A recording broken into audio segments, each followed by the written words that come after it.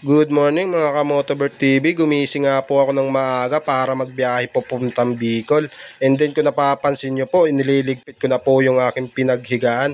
Kasi nga po, kaya ko po nililigpit kasi maliligo na po ako. Pagkatapos ko po iligpit yun, pinaghigaan, kinuha ko na nga po yung aking damit para maligo. Baka tanghalin ako sa biyahe. And then yun na nga guys, natapos na nga ako maligo. Ngayon kinukuha ko po yung lotion ko dun sa bag at maglo-lotion po ako para hindi po ako masyadong mabilad sa araw.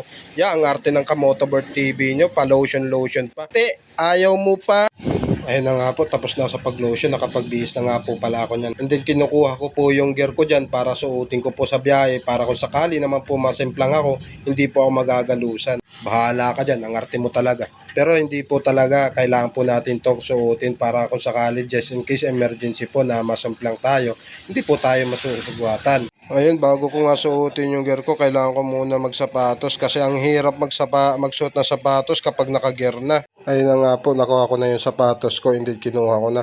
Pinainggit ko pa nga po yung aking sapatos, ang arte mo talaga, bahala ka dyan. And then yun na nga po guys, pagkatapos ko nga po dyan magsapatos, napatalon pa ako para kung bakla. By the way, ito na nga po, natapos na nga po ako sa pagsuot ko ng sapatos, nakapagsuot na nga po ako ng gear niyan, at nakapagsuot na rin po ako ng vest ko at sinusuot ko na nga rin po yung face mask ko para hindi po masyadong malikabok sa biyahe kasi alam nyo naman po guys, kapag nagbebiyahe, malikabok po sa biyahe. Halos po yung mata nyo mababalutan na ng usok ng mga sasakyan. Yun na nga po guys, nasuot ko na po lahat. By the way po guys, andito nga po pala yung aking katrabaho na si Daniel. Babiyahe rin po pala siya papuntang Batangas kasi meron po siyang service. And then yun na nga po, kinuha ko na nga yung bag ko guys. Sinuot ko na po sa aking balikat at kasi aalis na po ako niyan. Yun nga po, bago nga po ako umalis, nagharap pa po ako sa camera. Pogi-pogi si Kamotovert TV niya. Ayun na nga po, nakalis na nga po ako, nakarating na akong Bitukang Manok. Bali, pasensya na po kayo kung hindi ko na po na video yung pag-alis ko na nasa Alabang po ako. So, yun nga po guys, yung stop over muna po ako dyan kasi nagpahinga muna po ako. Kailangan ko muna po magbili ng tubig kasi nauuhaw na rin po ako.